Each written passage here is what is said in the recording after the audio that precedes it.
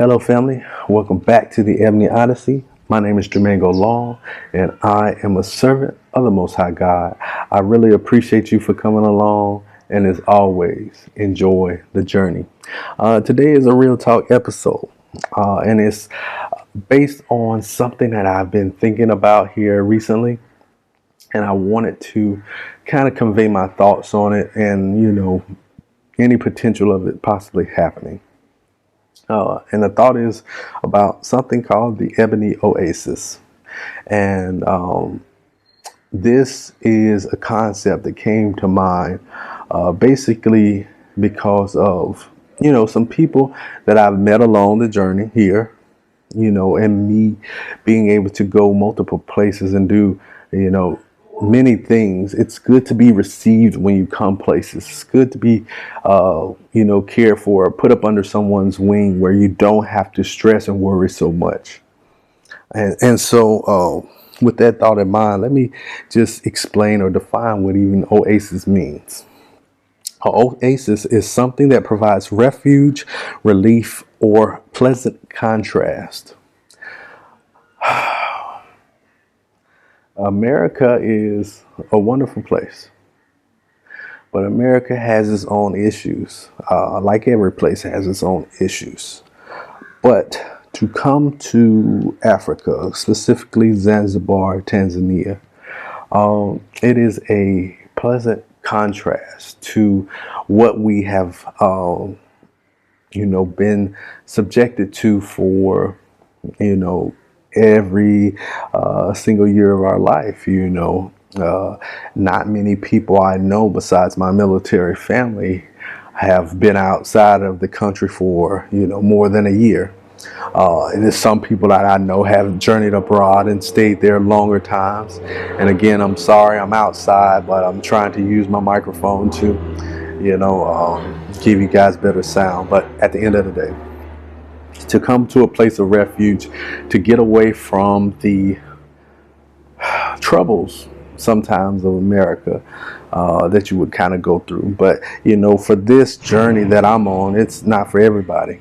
To come here and devote your life to, doing, something bigger than yourself, enjoying God's blessing, to be here and provide as much as you can for the people that God has placed in front of you.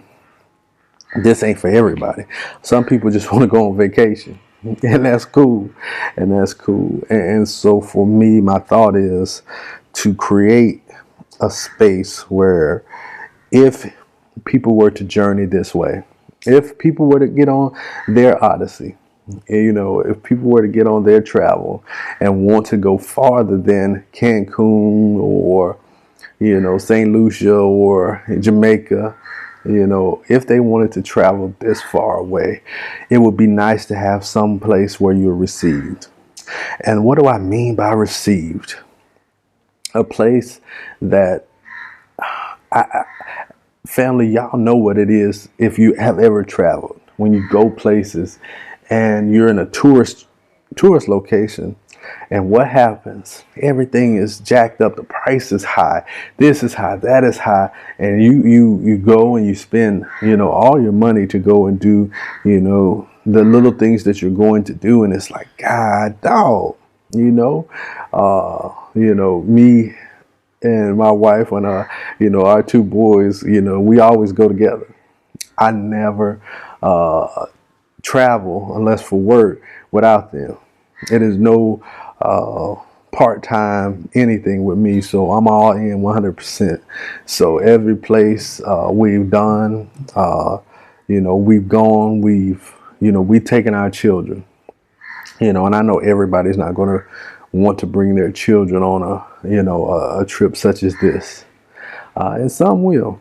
But at the end of the day, to be able to come somewhere and be surrounded by people who have your best interest in heart, and not necessarily our own, would be a great thing. Would be able to provide, and my whole concept of this is to provide the space where you could come and you could relax for a week or more, or whatever you choose to relax to. And we have all the comforts right there. So if you want to get some of the local items that's made here in Zanzibar, you can get them for, guess what, a reasonable price. And if you won't feel like you are taken advantage of or cheated, because, you know, as a Black American, that's the one thing that we hate most of all, is to feel cheated. It's to feel taken advantage of. And, you know, unfortunately, when you get places, people are trying to make, you know, their money. You know, people are trying to feed their families. And so if you have somebody that's willing to pay $100 for something that's $10, you're going to do it. But that's just not how I operate. That's just not my mindset. And that's just not how I'm made. It's not in my DNA. Diverse weights and measures is not my thing. So what I would try to do is have those items here where you could come and you could have your pick of the litter, but it's not a ridiculous price where you can't even enjoy your trip, because, man, I bought, you know, 2 pair of sandals and it costs, you know, $20 million. Yeah, something stupid like that, right? And so, you know, even with food, you being able to eat at a reasonable price, you being able to have snacks at a reasonable price, you know, it's simple stuff that, you know, we're not accustomed to having, because when we go places, we're staying at a hotel where they're charging you, you know, $1 or $3 or $5 for a soda or water or some popcorn or something like that. And, you know, I just don't think that's reasonable. I don't think that's fair. I think that's that diverse weights and measures when it comes to, you know, that brotherly love, that, you know, that sisterly love, that inviting you in with that family type mentality.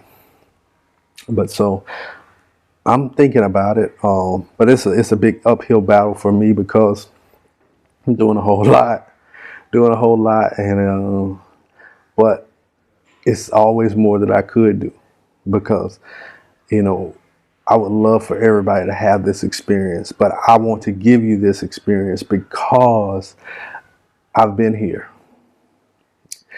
and I wouldn't want you to come here and be taken advantage of in any kind of way. You know, so not going into it too much deeper than that. It's just, it's something that's on my mind. It's something that I want to work toward. And hey, guys, I'll let you know as I move forward what we plan to do. But I think this will be definitely a blessing to a lot of people who would like to come here and experience Zanzibar and experience some of the great things that you know, Africa has to offer. And with somebody who is not necessarily trying to take advantage of you. So, family, as always, I appreciate you for listening. And as always, enjoy the journey.